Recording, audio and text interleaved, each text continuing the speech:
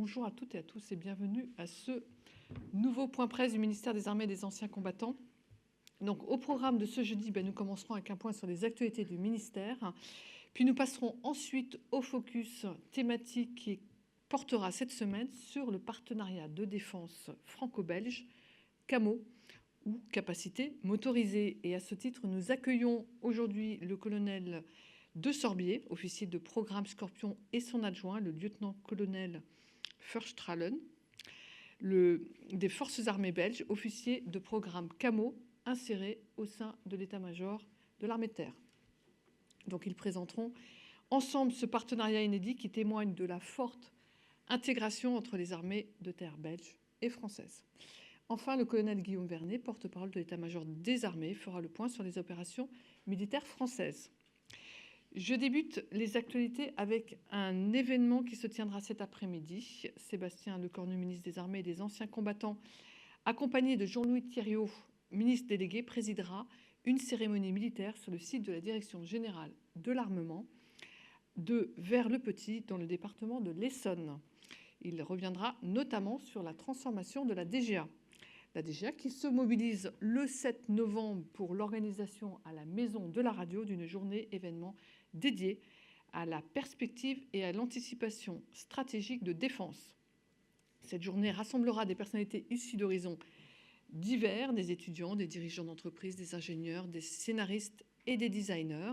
Ils travailleront ensemble avec des représentants du ministère des Armées sur un scénario de crise dystopique intitulé France Fiction 2034. Les participants réfléchiront collectivement sur les impacts géopolitiques, technologiques, opérationnels et économiques induits par ce scénario et comment y faire face. Des conférences données par des experts civils et militaires viendront également rythmer la journée. Cet événement donne le coup d'envoi de l'initiative Radar, conçue par la DGA avec l'EMA, la DGRIS et la DGSE, dans l'héritage de l'expérimentation de la Red Team Défense. Il favorisera donc la réflexion sur les futurs enjeux et défis en matière de défense nationale. Autre rendez-vous consacré à la réflexion et à l'échange. Le 12 novembre, au Centre d'études stratégiques aérospatiales CESA organise le séminaire intitulé « Défendre notre souveraineté de la surface à la très haute altitude ». Ça sera à l'école militaire et ce séminaire ouvert par le général de brigade aérienne Jean-Patrice Lesain, directeur du CESA, réunira des experts civils et militaires. Au centre des discussions, la diversité des missions sur le territoire national, posture permanente de sûreté air, lutte anti-drone, sécurité, protection, et leur cadre d'exécution juridique. L'occasion pour les participants d'aborder l'enjeu majeur que représente la défense de notre souveraineté dans la troisième dimension. Le séminaire s'achèvera par la conclusion du général de corps aérien Laurent Rateau, commandant la défense aérienne et les opérations aériennes. Pour plus d'informations, vous pouvez vous rapprocher du CIRPA Air. Et il ne s'agit pas de la seule rencontre organisée par notre armée de l'air et de l'espace, puisque le 7 novembre, l'armée de l'air et de l'espace accueillera sur la base aérienne 105 d'Évreux les auditeurs de l'Institut des hautes études de défense nationale et les stagiaires de l'école de guerre. Après une introduction du chef d'état-major de l'armée de l'air et de l'espace, le général d'armée aérienne Jérôme Bélanger, la journée se poursuivra sur des présentations statiques et dynamiques des missions et des moyens de nos aviateurs. Les échanges avec le personnel et les experts seront également prévus. Et les auditeurs et les stagiaires auront ainsi l'occasion de découvrir les capacités de nos forces aériennes qui assurent au quotidien la protection de l'espace aérien français et la sécurité de notre territoire national. La mise en œuvre de ces capacités sera d'ailleurs illustrée du 4 au 8 novembre avec le déploiement simultané d'avions de chasse en Croatie et en Allemagne par l'armée de l'air et de l'espace. 3 Rafales de l'escadron de chasse 330 Lorraine de la base aérienne 118 de Mont-de-Marsan seront déployés à Zagreb en Croatie et ils seront rejoints par une mission par les 3 Rafales de l'escadron de chasse 2-4 Lafayette de la base aérienne 113 de Saint-Dizier déployée à Spangdalen en Allemagne. Expérimenté depuis 2022, ce type de déploiement dit agile et réactif renforce l'interopérabilité avec nos alliés. D'une durée plus courte qu'un déploiement classique, il utilise les moyens logistiques et de maintenance de nos partenaires. Et dans le cadre d'un conflit de haute intensité, il permettrait à l'armée de l'air et de l'espace de disperser des moyens pour mieux agir et les protéger. L'armée de terre s'adapte elle aussi aux évolutions de la conflictualité. Et c'est pourquoi, ce mercredi 6 novembre, sur le camp de Canjuers, le 3e régiment d'artillerie de marine effectuera des tirs de canon César sous système de mini-drones de reconnaissance dit SMDR. Cette association du César et du système de drones apporte des avantages multiples, puisque les mini-drones de reconnaissance permettent notamment aux observateurs d'artillerie de se soustraire à la vue de l'adversaire, d'accroître la transparence du champ de bataille ou encore d'optimiser la portée des armes et la précision des coups. La presse est également invitée à suivre cet exercice si elle le souhaite, et dans ce cas, je vous invite à vous rapprocher du CIRPATER. Nos artilleurs ne sont pas les seuls à s'entraîner dans les airs. Les pilotes d'hélicoptères de nos armées seront mobilisés du 4 au 15 novembre dans le cadre de l'exercice Rotary Wing Mission Commander, mené sur la base aérienne 120 de Cazaux. L'occasion pour eux d'être évalués sur leur aptitude à commander un dispositif aéromobile en interopérabilité avec des forces terrestres et aériennes. Plusieurs pilotes obtiendront à l'issue la qualification de mission commandeur, chef de mission, plus haute qualification pour un pilote d'hélicoptère. Quittons le ciel pour nous concentrer sur l'édition 2024 du camp national des plongeurs de l'armée de terre qui prendra place du 28 octobre au 8 novembre sur le camp de Beach, je précise BITCHE. Organisé par le 19e régiment du génie, cet événement mobilise des plongeurs de combat français, mais aussi britanniques, espagnols et belges.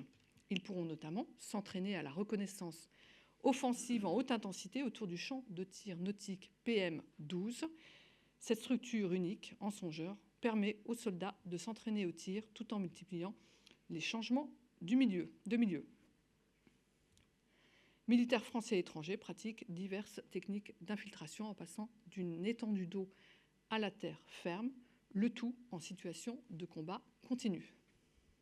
Pour plus d'informations, je vous invite également à vous rapprocher du CIRPATER. Passons maintenant au domaine purement maritime avec un rendez-vous majeur qui approche. Du 4 au 7 novembre se tiendra au parc d'exposition de Villepinte l'édition 2024 du Salon Euronaval. C'est un rendez-vous incontournable des acteurs de la défense navale, de la sécurité maritime et des énergies maritimes renouvelables. Sur le stand du ministère des Armées et des Anciens Combattants, la Direction générale de l'armement présentera les équipements de la marine de demain.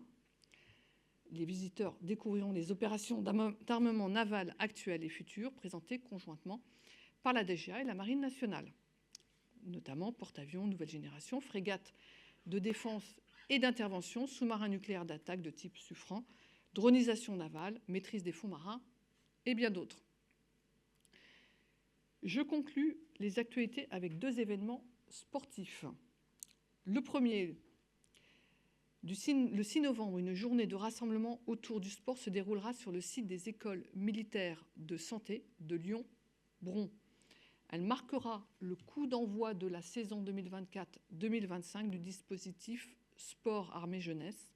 Il s'agit d'un dispositif interministériel qui vise à développer la pratique du sport pour tous, tout en renforçant le lien entre la jeunesse et les armées.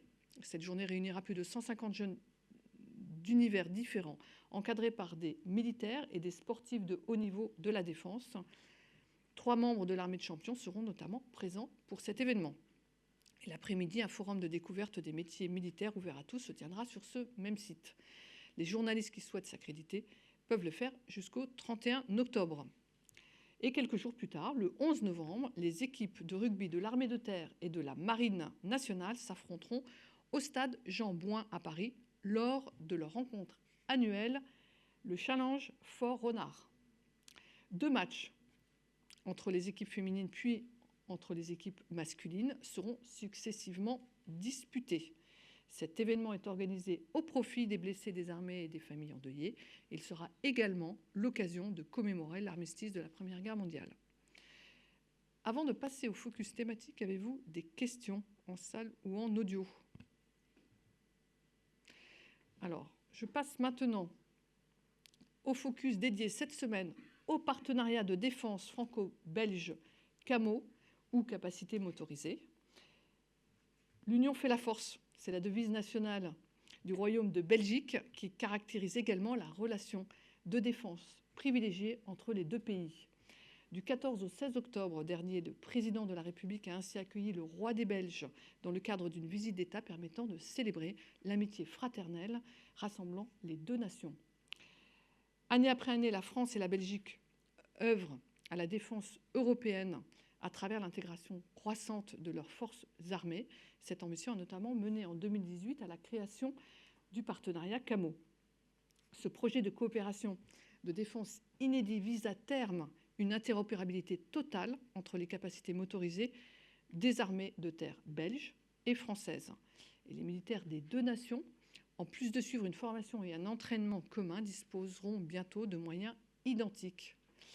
Le partenariat CAMO, initié à partir du programme Scorpion, prévoit en effet la réception par nos voisins belges de leur premier blindé Griffon dès 2025.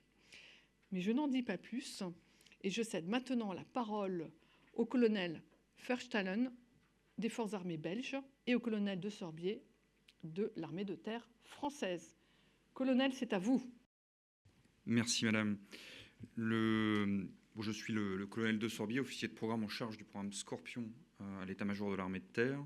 Eric est mon adjoint et on intervient à deux aujourd'hui parce que ce partenariat il est incarné. D'ailleurs, il est même un peu incarné jusque dans notre bureau puisqu'on est tous les deux dans le même bureau face à face tous les jours et on travaille main dans la main sur cet immense projet.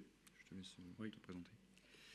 Merci beaucoup. C'est un grand plaisir de pouvoir présenter ce projet ensemble. Donc, je suis le lieutenant-colonel Eric Verstalen qui travaille depuis quelques semaines en tant qu'inséré au bureau plan des systèmes d'armes LEMAT.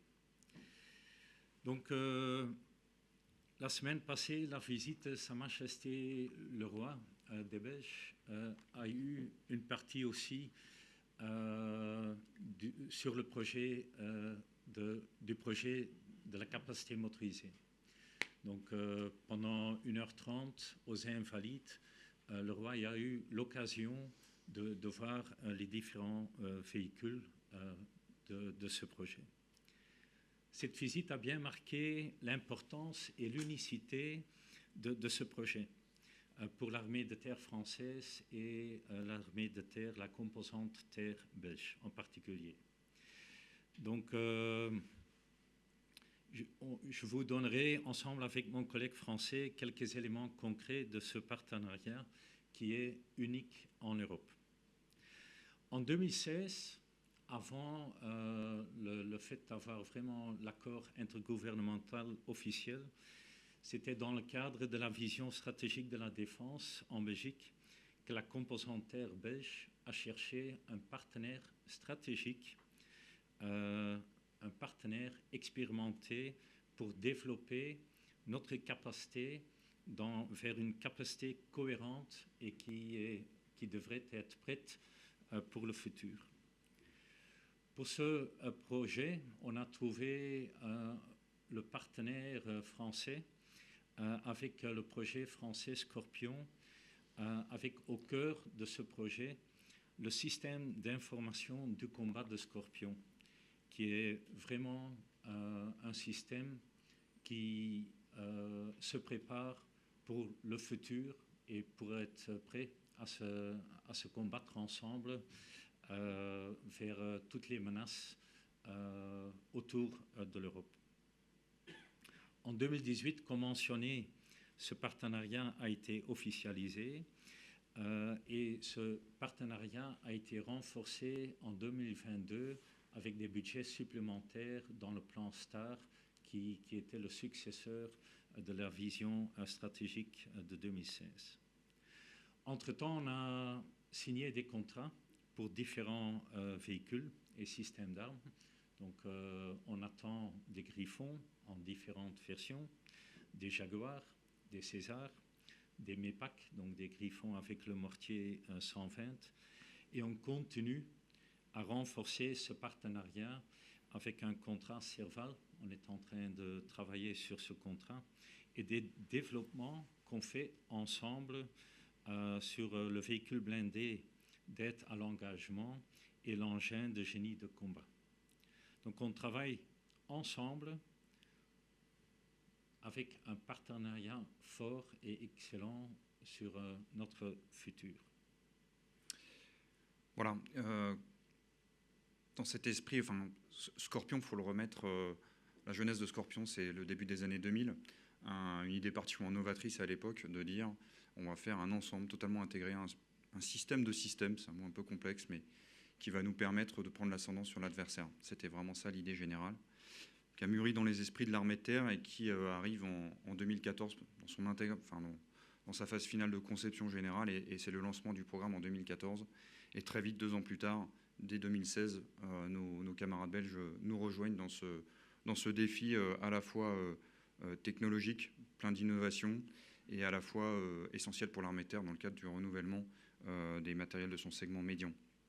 Donc Scorpion, c'est Scorpion puis Camo, c'est 10 ans de travail aujourd'hui, avec un défi, à mon sens, relevé. Globalement, énormément de choses ont été faites, à la fois sur les véhicules, donc le renouvellement de ce segment, et puis sur le cœur de Scorpion, qui est l'infovalorisation. Et c'est ça le phénomène qui est vraiment puissant de ce système de système, c'est la capacité à transmettre et à partager de l'information dans des délais très très courts qui nous permettent de prendre l'ascendant sur l'adversaire par la bonne connaissance du champ de bataille. Et c'est d'ailleurs là-dessus qu'on travaille énormément avec les Belges pour qu'on soit nativement interopérable. Et ça, c'est vraiment l'objectif premier de ce partenariat, c'est d'arriver sur un théâtre d'opération nativement interopérable. On a juste à brancher et ça part, et on est capable de partager cette information. Eric en a parlé, on continue de regarder vers l'avant, d'éclairer l'avenir. Éclairer l'avenir, c'est écrire le besoin des armées dans le futur. Et donc on le coécrit, c'est vraiment à 2 mains, une main française, une main belge. Et on travaille sur ce besoin futur pour être sûr justement qu'on est capable d'avoir une définition commune et qui va porter cette interopérabilité en permanence. Scorpion, aujourd'hui, à 10 ans, c'est aussi la poursuite de l'intégration des véhicules et du système de système en régiment dans les forces de l'armée de terre en général. On y travaille, le déploiement est globalement nominal. Les versions et sous-versions aujourd'hui irriguent l'ensemble de l'armée de terre. On s'est concentré au départ sur l'infanterie et la cavalerie. Aujourd'hui, c'est toutes les fonctions opérationnelles de l'armée de terre, les appuis et le soutien qui sont irrigués par ces engins de nouvelle génération. 2024, c'est globalement 30% du programme qui a été délivré. L'objectif de 2025, c'est 45% du programme délivré. Et en même temps, parallèlement, au moment où on se parle, le premier Griffon belge est sur les fins de chaîne de montage en France, puis partir en Belgique pour être totalement assemblé. Et donc, ça va être encore quelque chose de nouveau, puisqu'on développera physiquement, cette fois, ce partenariat sur le terrain avec ces véhicules de nouvelle génération. Le Griffon, qui est le premier véhicule, est aujourd'hui un engin totalement polyvalent. C'est le porteur polyvalent de l'armée de terre. Le Serval arrive avec des cibles très importantes. Et puis des nouveautés technologiques, des sauts technologiques. Je pense en particulier au Jaguar que nos camarades belges auront également, qui est vraiment un système de combat complexe qui est aujourd'hui maintenant validé dans son 2e incrément et qui ira vers son 3e incrément en 2026. Totalement opérationnel, avec beaucoup de défis derrière, puisque renouveler comme ça la gamme complète de nos véhicules, il faut faire de la doctrine. Donc on travaille avec les Belges pour avoir aussi une doctrine commune, c'est-à-dire que cette interopérabilité, elle n'est pas seulement sur les véhicules, elle est sur la manière de combattre, sur la manière de se transmettre l'information. C'est une des affaires justement d'ingénierie de formation pour que nos régiments et nos soldats à la fois belge et français, puisqu'on est dans les mêmes écoles, on se forme maintenant en commun, on soit capable de servir ces matériels de manière la plus efficace possible d'emblée. Et en même temps, l'armée de terre française aujourd'hui travaille sur ses premiers retours d'expérience, puisque ces véhicules et ce système a été projeté en opération. Il a été projeté à Barkhane. Et on a des engins actuellement qui ont été projetés à Djibouti, en Estonie, à différents endroits. Et donc on tire les premiers retours d'expérience et on les partage totalement de manière à ce que nos camarades belges puissent s'améliorer d'emblée en fait, en prenant en compte ces retours d'expérience. Tu en as parlé, Eric, le premier MEPAC, donc c'est vraiment une nouveauté pour nous, d'un mortier de 120 mm à l'intérieur d'un véhicule blindé qui va nous permettre de tirer plus vite, d'avoir des délais de réponse beaucoup plus courts, arrive cette fin d'année, et 2025 verra les premières unités d'artillerie équipées en MEPAC. Globalement, pour tenir la cadence et pour être sûr d'être au rendez-vous, on a créé des grands jalons opérationnels. Ce sont des mots que vous avez peut-être déjà entendus, GTIA 21, BIA 23, c'est-à-dire en 2021, on a testé l'infovalorisation et l'engagement au niveau régimentaire, pour faire court. L'année dernière, en 2023, on a testé au niveau de la brigade, donc on est monté un petit peu en charge. Et puis on a 2 autres exercices majeurs qu'on est en train de préparer avec Eric et les gens qui sont au commandement des forces terrestres à Lille sur un exercice qui s'appelle SJO 25, qui aura lieu en fin de l'année 2025, qui nous permettra de monter encore en charge avec davantage de gens déployés et voir si nos systèmes résistent dans la transmission d'informations, etc., d'en tirer à nouveau le rétex pour arriver sur la cible finale qui est pour nous aujourd'hui l'horizon 2027 avec l'exercice Division 27 qui sera là le test d'une division franco-belge, bonne de guerre, préparée en 30 jours avec des équipements modernes capables de répondre à toute menace éventuelle. Voilà, Scorpion, c'est également très clairement l'innovation à tous les étages, l'innovation qui part des régiments, qui part de la troupe, qui se sert des choses et qui se dit tiens j'ai besoin de telle chose et j'en ai besoin rapidement, et donc on prend toutes les intelligences pour essayer de monter en gamme. Vous en avez parlé tout à l'heure, la capacité à guider des tirs d'artillerie à partir de drones, l'interconnexion de nos drones dans nos véhicules avec SICES dont Eric a parlé tout à l'heure, c'est vraiment pour nous extrêmement important. Tout ça, ce sont des belles choses. Travailler sous contrainte de brouillage par exemple. Est-ce que, comme on travaille sous la perte de GPS, enfin voilà, il y a tout un tas d'innovations qui irriguent Scorpion. Nous étions tous les deux à des réunions où de jeunes startups sont capables de nous présenter un certain nombre de choses, avec par exemple l'intégration de l'intelligence artificielle dans nos véhicules, dans nos capteurs, qui nous permettront d'aller plus vite dans nos réponses. Tout ça, c'est des choses, on avance à deux et on s'assure que tout ça soit bien cohérent et supportable dans le temps. Voilà ce que je pouvais dire rapidement sur ces 10 années. Je te laisse compléter. Oui, merci. Ce qui est très important, c'est Camo, la capacité motorisée, c'est beaucoup plus que juste acheter de l'équipement et des munitions. Donc le partenariat va beaucoup plus loin que juste s'équiper avec le même matériel et d'être interopérabilité de manière native. Comme vous pouvez voir sur la planche, Jacques a un peu expliqué les évolutions de Scorpion. Comme vous le voyez, la Belgique est arrivée un peu plus tard pour acquérir le même équipement un peu plus tard que la France. Ça veut dire que les livraisons se font aussi un peu plus tard que les livraisons françaises. Donc le premier véhicule conventionné à partir de l'année prochaine, nos César à partir de 27, les MEPAC en 28. Donc on aura toujours un petit retard comparé aux livraisons en France, mais ça veut dire que les collègues en Belgique pourront déjà profiter des expériences des collègues français, et on fait partie de ce trajet d'apprentissage pour travailler ensemble et de mieux travailler ensemble avec ce matériel. Donc au début de ce projet, les années à venir, on travaillera surtout comme les Français. on s'adapte, on prend en compte la doctrine, les manières de travailler comme en France, et on fait comme les Français. Mais petit à petit, et il y a déjà des projets en cours, comme mentionné, on fera de plus en plus le travail avec les Français.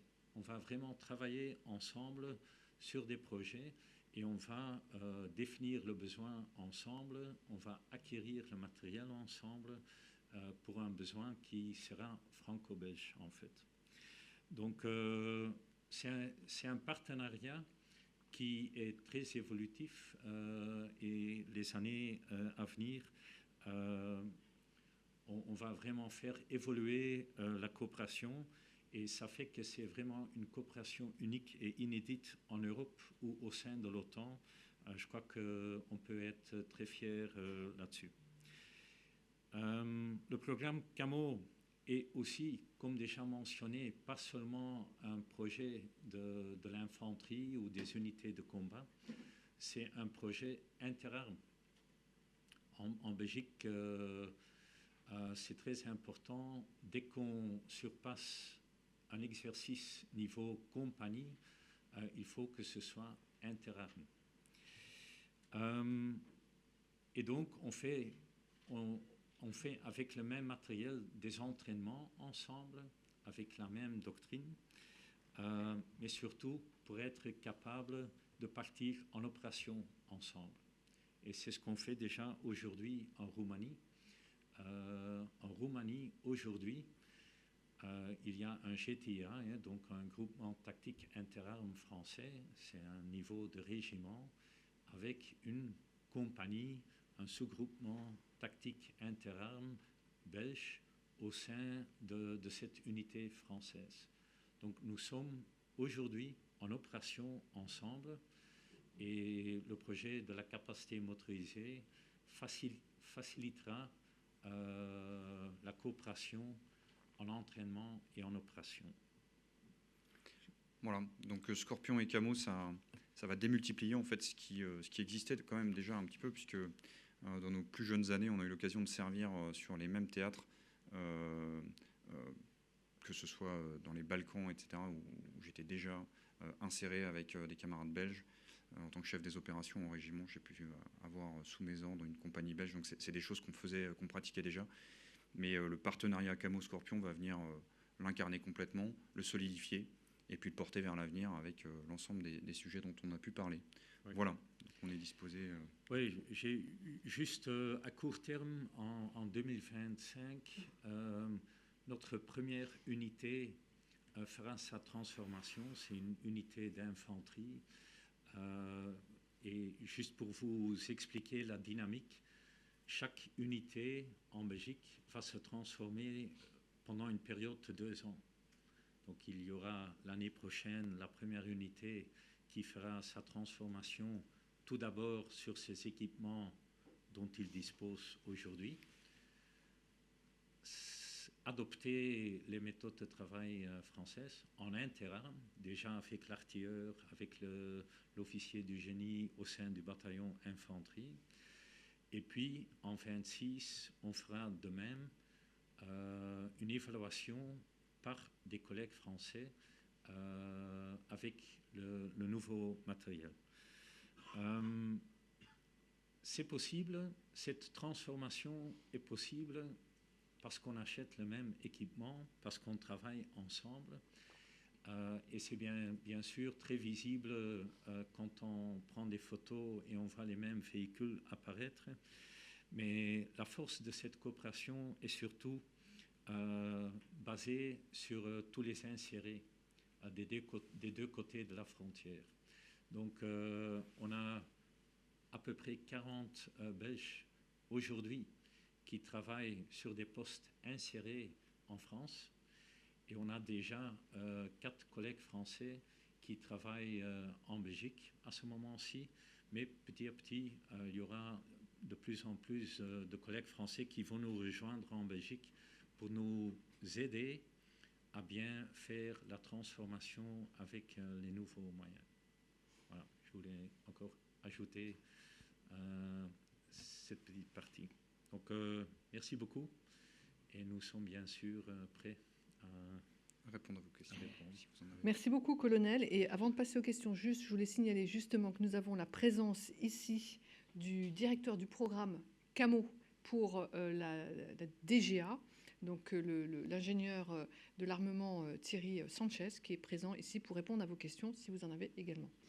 Bonjour, Christina McKenzie de Breaking Defense. Alors j'ai plusieurs questions. D'abord, vous aviez parlé du 2e et du 3e incrément du Jaguar. Est-ce que vous pouvez nous dire, ou nous donner des exemples de ce que ça veut dire, de quels seront les changements? Vous avez parlé de la première unité belge qui va faire sa transformation. Est-ce que vous pouvez nous la nommer? Et je voulais savoir aussi, en travaillant ensemble entre la France et la Belgique, je m'imagine que chacun a eu un petit peu une influence peut-être sur l'autre dans leurs besoins. Est-ce que vous pouvez nous donner des exemples chacun de quelque chose qui aurait peut-être changé parce que le partenaire ne le souhaitait pas exactement comme l'autre le voulait au départ? Très bien, je vais répondre à la première question. Donc, comme je vous l'ai dit, le Jaguar est un engin blindé particulièrement novateur qui intègre des technologies de rupture. Et donc, cette fabrication, ce développement par incrément nous permet d'avancer avec la technologie, en fait. Et c'est ça qui est vraiment intéressant. Comme c'est un engin complexe, évidemment, il y a tout un travail de développement en coordination avec l'industriel de manière à ce qu'on soit sur les rendez-vous fixés. Donc pour vous donner un exemple, la version qu'on a aujourd'hui, qui nous est livrée là en 2e incrément, c'est la capacité, par exemple, de tirer en mouvement sur une cible mobile. Donc c'est pour nous quelque chose de très important et capable de tirer avec 2 armes de bord différentes, toujours en mouvement. Donc tout ça, c'est vraiment des choses, c'est des ouvertures de capacité qui sont fondamentales pour l'armée de terre et nos 2 pays. Et puis, un exemple peut-être caractéristique de l'incrément futur, c'est le tir du missile moyenne portée à partir de l'engin. C'est toutes ces technologies-là, le guidage, qui viendront encore apporter de nouvelles capacités. Donc c'est bien ça, un développement par incrément du Jaguar. Avant de laisser la parole à Eric pour votre 2e question, je peux peut-être aborder rapidement la 3e. On est vraiment, quand je vous parlais de la définition du besoin, on est vraiment main dans la main quand on l'écrit. Donc en fait, on s'apporte mutuellement par nos retours d'expérience des points particuliers qui feraient qu'on irait dans telle ou telle direction dans la définition du besoin d'un véhicule qui arrivera peut-être dans 5, 6, 7 ans. Et en fait, ça ne se fait pas d'une traite. En fait, tout ça, ça se fait dans le temps, par beaucoup de réunions, beaucoup de suivi, beaucoup de dialogue. Et voilà. Donc après, on a tiré les retours d'expérience de nos 2 armées sur les différents théâtres d'opération extérieurs sur lesquels on a pu servir pendant quelques années et avancer ensemble sur ces besoins-là. Il n'y a pas de choses majeures, en fait, extrêmement structurantes immédiatement. C'est beaucoup de petites choses qui viennent voilà. En revanche, l'actualité, le monde dans lequel on évolue, etc., nous pousse vers tel ou tel type de technologie. On en discute et c'est particulièrement enrichissant d'ailleurs. Voilà. Je te laisse répondre sur... Oui, donc encore pour la 3e question, je crois pas qu'aujourd'hui, avec les Griffons qui seront livrés en Belgique à partir de l'année prochaine, on n'y verra pas tout de suite les parties influencées par la Belgique, à part des tourlots, mais ça c'est plutôt contractuel, où le tourlot sur le Griffon sera un tourlot fourni par FNR Stahl en Belgique. Mais on a, dans le cadre de ce partenariat, toute une comitologie. Donc il y a plein de réunions franco-belges qu'on fait ensemble, des réunions entre la DGA et la DGMR, donc la DGA en Belgique, des réunions capacitaires entre les collègues de l'EMAT et leurs collègues belges du Belgian Army Staff. Et ce sont toutes ces réunions et le suivi de toutes les adaptations. Il y a des réunions sur la gestion de le CGC, gestion de configuration, merci. On fait ces réunions ensemble. Donc nous sommes autour de la même table pour traiter ces sujets. Donc ce n'est peut-être pas encore visible aujourd'hui, mais on travaille ensemble sur la gestion de la configuration de ces véhicules. Voilà. Et pour la deuxième question, donc la première unité, c'est une unité d'infanterie néerlandophone qui est installée à Boer-Leopold en Belgique. C'est le bataillon Bevrijding 5e de ligne. Bevrijding, c'est le mot en néerlandais pour libération. C'est l'unité qui porte les traditions de la libération en Normandie à partir de 1944. Merci beaucoup. Bonjour messieurs, Mathieu Rabéchaud de l'AFP.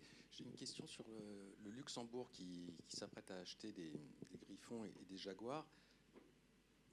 Je crois comprendre qu'il n'est pas intégré à Camo, mais y a-t-il un dialogue avec les Néerlandais? Ont-ils vocation à intégrer Camo? Le Camo est-il ouvert à d'autres pays? Et j'ai une deuxième question sur le développement en commun, en tout cas la réflexion commune sur le VBAE et l'engin de génie de combat. À quel horizon aboutirait-on à un lancement de programme? Donc, pour la partie Luxembourg, ici à Balard, il y a un officier de liaison luxembourgeois. Et j'étais avec lui à l'école militaire quand on était jeune et beau. On est parti en opération ensemble au Kosovo, avec des collègues français d'ailleurs. Donc, on se parle beaucoup, on se connaît. Aujourd'hui, c'est la Belgique qui achète des véhicules Camo pour le Luxembourg. Donc, dans le contrat même de Camo, c'est un contrat franco-belge, mais où la Belgique facilite la coopération avec le Luxembourg. Et on verra bien comment ça va évoluer, mais on parle bien sûr avec ce partenaire, et les Luxembourgeois ont de bons contacts avec les collègues français aussi. Mais c'est très important pour la Belgique parce que, pour devenir très concret, la Belgique est en train de créer une unité binationale qui est belge et luxembourgeois, avec un état-major en Belgique et une partie de l'unité au Luxembourg. Mais cette unité sera équipée de Jaguar. Donc ce sera une unité avec des moyens Scorpion Camo, qui est une unité binationale. Donc dans la dynamique des réunions, c'est encore à définir, je crois, c'est beaucoup trop tôt. Mais petit à petit, on verra le Luxembourg autour de la table lors des réunions. Pour répondre à votre question sur le VBAE et le GC, eh bien la définition du besoin est faite.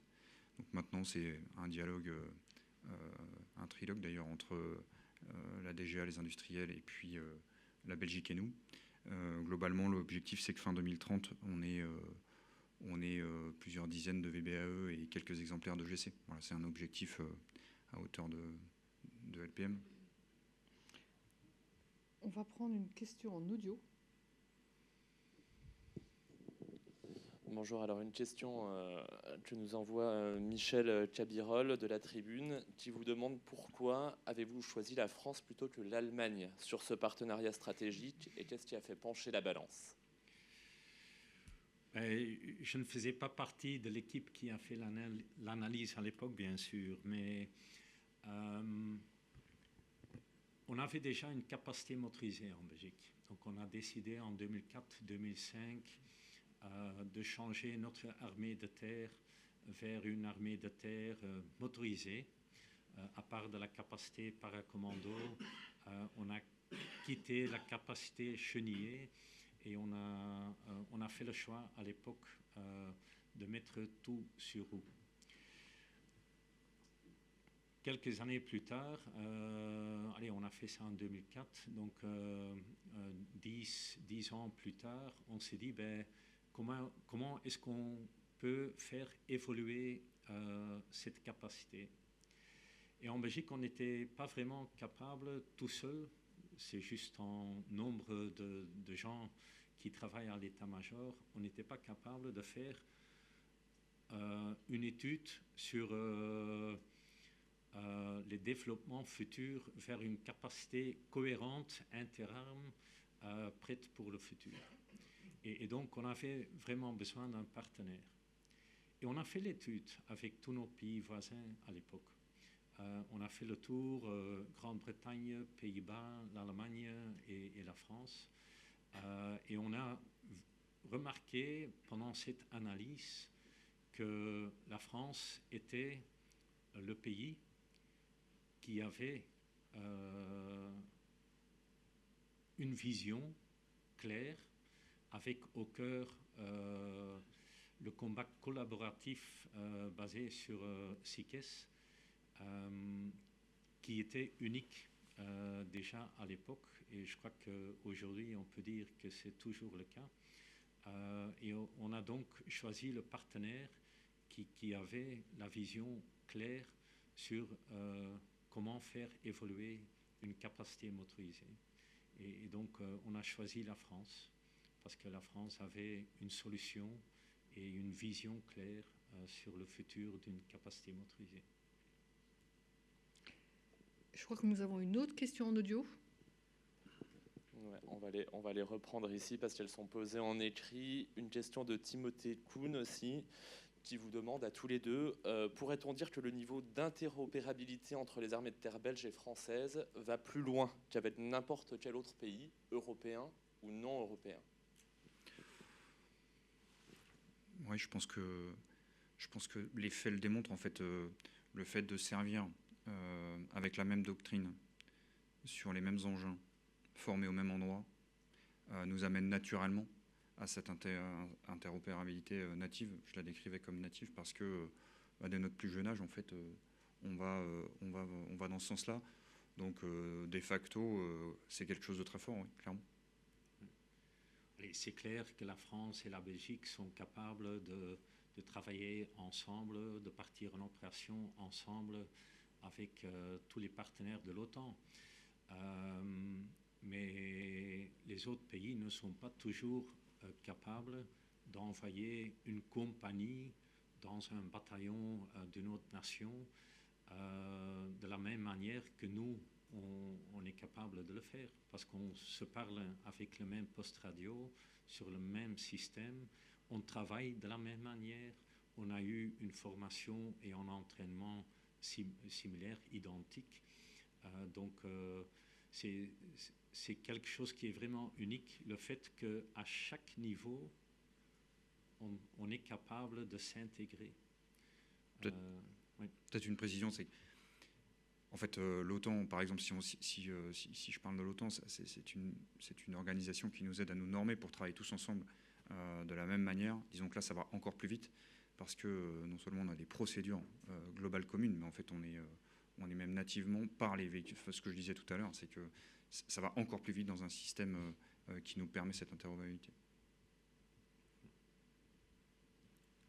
Une autre question en audio, je crois, non? Non. Parfait. Une autre question en salle? Est-ce que vous voulez ajouter quelque chose? Très bien. Écoutez, merci beaucoup, colonel, pour cette présentation très complète. Et nous allons maintenant faire le point sur les opérations militaires françaises avec le colonel Guillaume Vernet.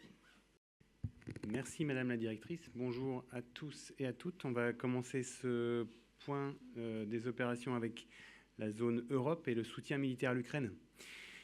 Puisque dans le cadre de la mission d'assistance militaire de l'Union européenne EUMAM à l'Ukraine, la France poursuit son soutien par des formations complètes et adaptées aux besoins exprimés par les partenaires. En France, la brigade Anne de Kiev continue sa formation débutée à la fin du mois de septembre dans tous les domaines du combat interarmes. Certaines formations sont notamment conçues pour accompagner les cessions de matériel français qui équiperont la brigade ukrainienne. Par ailleurs, en Pologne, le détachement français contribue à l'entraînement de bataillons constitués au profit des armées ukrainiennes. On va un peu plus à l'est, sur le flanc oriental de l'Alliance, les armées françaises poursuivent leur engagement pour la sécurité régionale.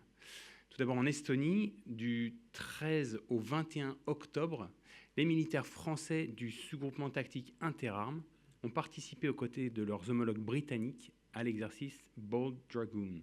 Cet exercice se composait de 3 phases, un entraînement de niveau section, un face-à-face entre une compagnie française et une compagnie britannique, puis une phase d'évaluation du battle group face aux Estoniens. Ainsi, le battle group multinational a confirmé le succès de son intégration dans la première brigade estonienne et sa capacité à appuyer ses alliés estoniens dans leur mission de dissuasion et de défense. On passe à la Roumanie, où la France poursuit ses activités aux côtés de ses alliés en tant que nation cadre du bataillon multinational. Du 14 au 31 octobre, les exercices Dacian Fall 24 et Carpathian Arc 24 ont marqué un nouveau jalon vers Dacian Spring 25, au cours duquel, je vous rappelle, la France déploiera une brigade complète en Roumanie.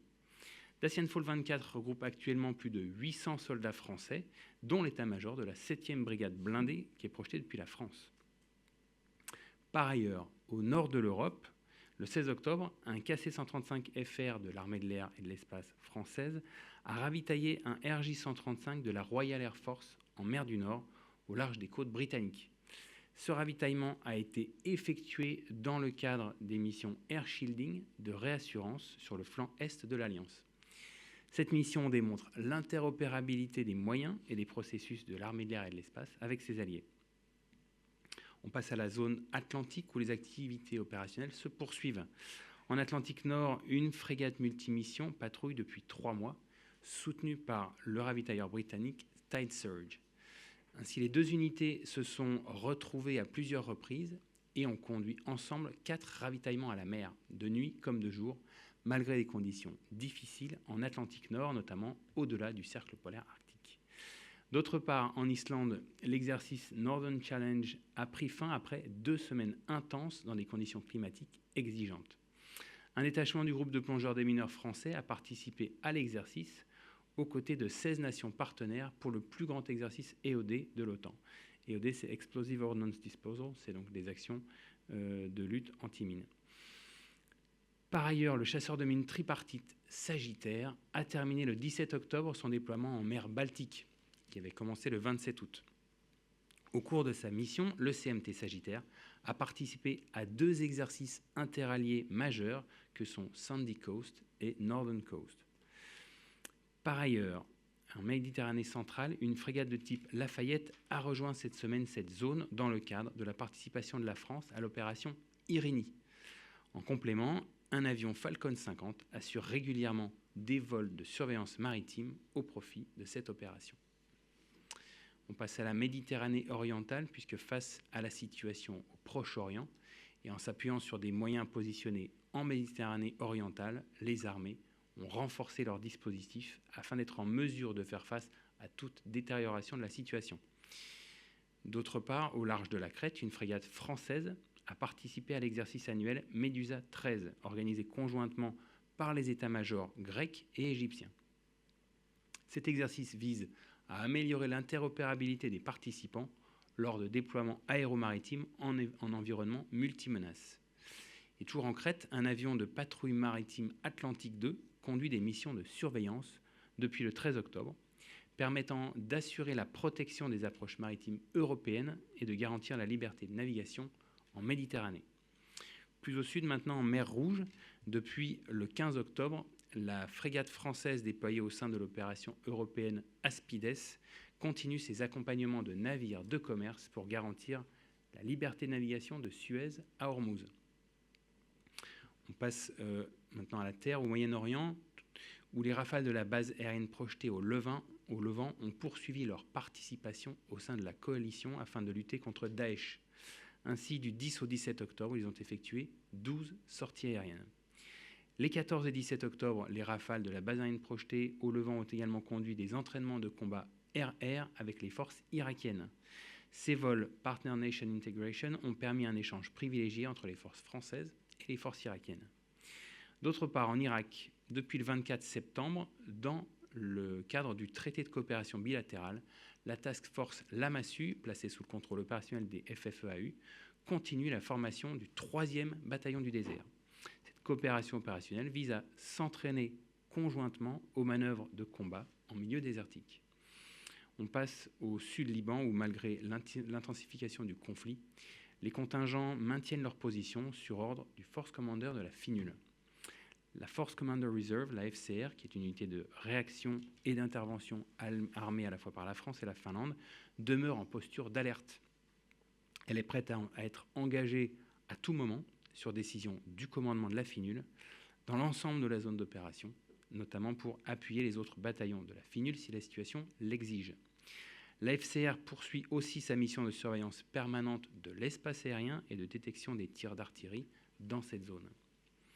Ainsi, du 16 au 18 octobre, le contingent français de la Force Commander Reserve de la FINUL a été engagé en appui au bataillon népalais de la force afin d'ouvrir un itinéraire jusqu'à l'une de ses positions avancées proche de la zone des combats. En rétablissant l'itinéraire avec l'une des positions les plus avancées des casques bleus au sud Liban, la FCR a démontré sa détermination et la détermination de la FINUL à poursuivre sa mission et à se maintenir sur le terrain malgré une situation critique. On va plus au sud dans la Corne de l'Afrique où la France poursuit son engagement aux côtés de la République de Djibouti, puisque du 11 au 18 octobre, les Mirage 2000-5 des FFDJ ont effectué 22 sorties aériennes. Ces vols s'inscrivent dans le cadre de la préparation opérationnelle des pilotes dans le domaine de la défense de l'espace aérien djiboutien. En Afrique, donc dans le golfe de Guinée maintenant, le porte-hélicoptère amphibie Dixmude est déployé dans le cadre de la mission Corimba. Sur le Dixmude, la formation des stagiaires de l'Académie maritime embarquée Sirène, qui a déjà été développée au point presse, se poursuit. Cette formation, qui est dédiée à la sécurité maritime dans le golfe de Guinée, vise à partager les savoir-faire. Elle accueille 32 stagiaires issus de 17 pays riverains du golfe de Guinée. Et la semaine s'est terminée par un exercice de surveillance des pêches entre le PHA Dixmude et le patrouilleur ivoirien contre-amiral Fadika. L'accostage du PHA Dixmude à Abidjan cette semaine a marqué la fin de la planification de l'exercice amphibie franco-ivoirien Sogo-Djégué. Ainsi, les hangars du PHA ont accueilli les véhicules et les pilotes du sous-groupement tactique interarmes ivoirien pour une acculturation amphibie suivie par l'entraînement conjoint entre les fusiliers marins français et ivoiriens dans la lagune. Les 20 et 21 octobre, l'exercice amphibie Sogo-Djégué a alors engagé le groupe tactique embarqué de la 9e brigade d'infanterie de marine et le SGTIA ivoirien pour une manœuvre amphibie sur la presqu'île de Vridi. Enfin, cette semaine marquait aussi une date importante pour le PHA avec la commémoration des 110 ans de la bataille de Dixmude, fait d'armes majeures pour la brigade des fusiliers marins sous les ordres de l'amiral Renard entre octobre et novembre 1914. Par ailleurs, sur la base de Thiès au Sénégal, du 7 au 18 octobre, les élèves officiers de l'école d'application et de perfectionnement interarmes ont participé à une formation organisée par les EFS, les éléments français au Sénégal. Cette séquence visait à qualifier les stagiaires dans le domaine du tir de combat en tant que moniteur. Chaque séance a permis aux participants d'acquérir une maîtrise complète du tir de combat. Les élèves officiers sénégalais sont donc désormais qualifiés pour former leurs soldats.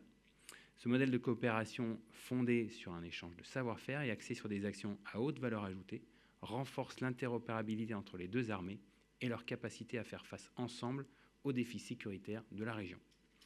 Plus au sud maintenant, à Pointe-Noire, au Gabon, du 8 au 19 octobre, une formation sur l'assaut de vive force a été dispensée aux fusiliers marins du 31e groupement naval de la Marine nationale du Congo.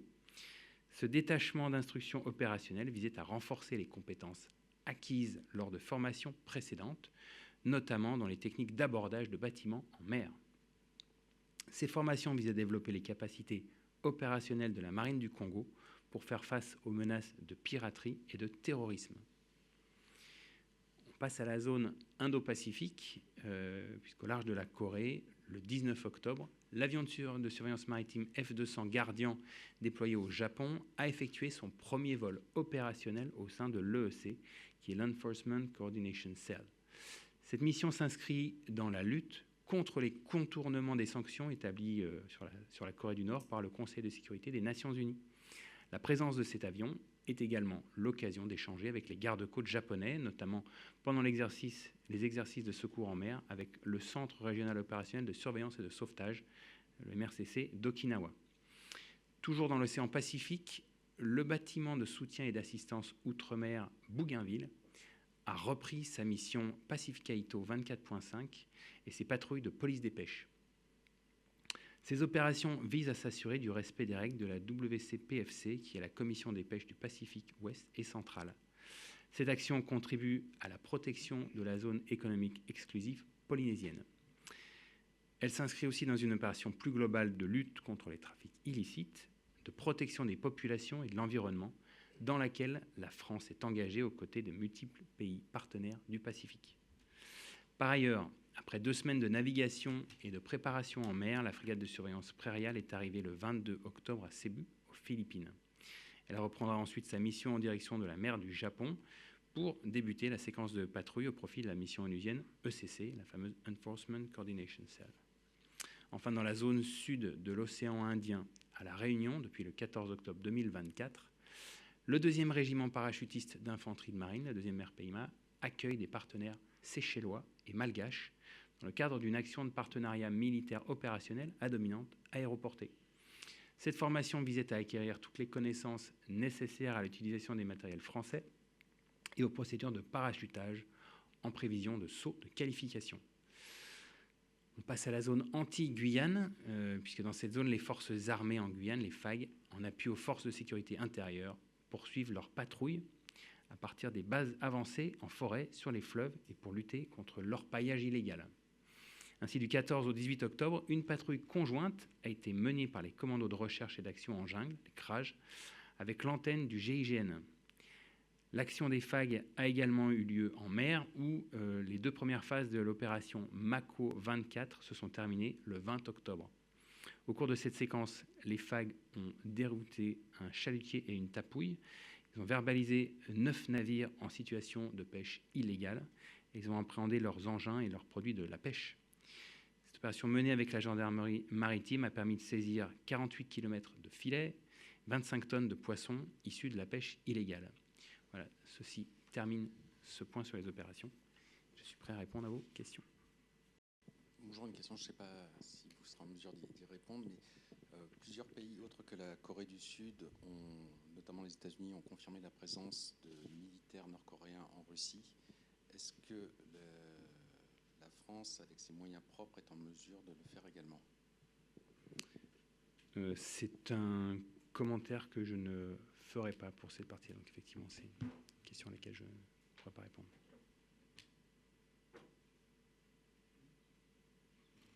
D'autres questions en audio éventuellement? Non, il n'y en a pas. Merci beaucoup, colonel. Et je vous donne rendez-vous non pas la semaine prochaine, mais la suivante. Et ce sera un rendez-vous exceptionnel, le vendredi 8 novembre, ici à Ballard. Très bonne fin de semaine à vous tous.